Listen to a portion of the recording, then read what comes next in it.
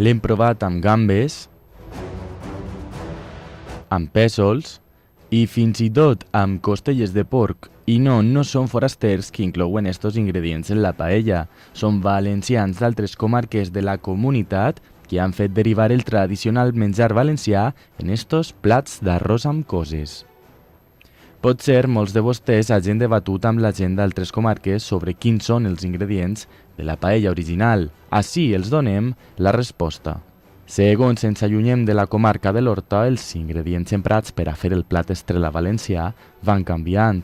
En la safor li posen pimentó. Els de Gandia i Xeraco asseguren que la seua amb un toc de color roig és l'original.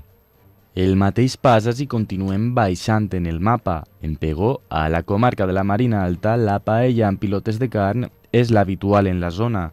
Esta espècie de mandonguilles tampoc no pot faltar per als d'Alzira i Alginet, i és que, tot i que més al nord, en la comarca de la Ribera Alta, també comparteixen l'amor per aquest ingredient. Amb l'espectacular paisatge mariner que ofereix Altea, estos de la Marina Baixa no deixen gamba sense cap, ni paella sense gamba. Combinen la tradicional carn de pollastre i conill amb les gambes.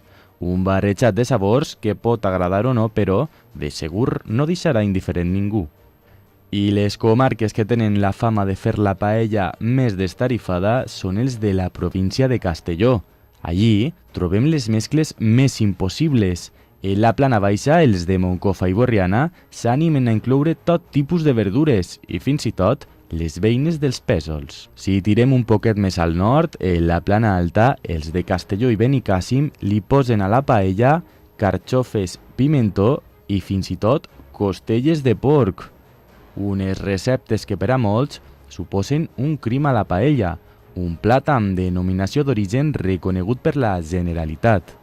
Este pedigrí de la paella el va atorgar la Conselleria d'Agricultura fa uns anys, donant així el vistiplau a la paella valenciana tradicional amb denominació d'origen arròs de València, una recepta estandarditzada que fa que des d'ara qualsevol restaurant que vulgui servir l'autèntica paella amb este nom haurà d'utilitzar 10 ingredients originals i no altres: oli, pollastre, conill, bajoqueta, garrofó, tomaca, aigua, sal, safrà i arròs, els ingredients originals i tradicionals de com s'ha fet la paella des de que va néixer a València.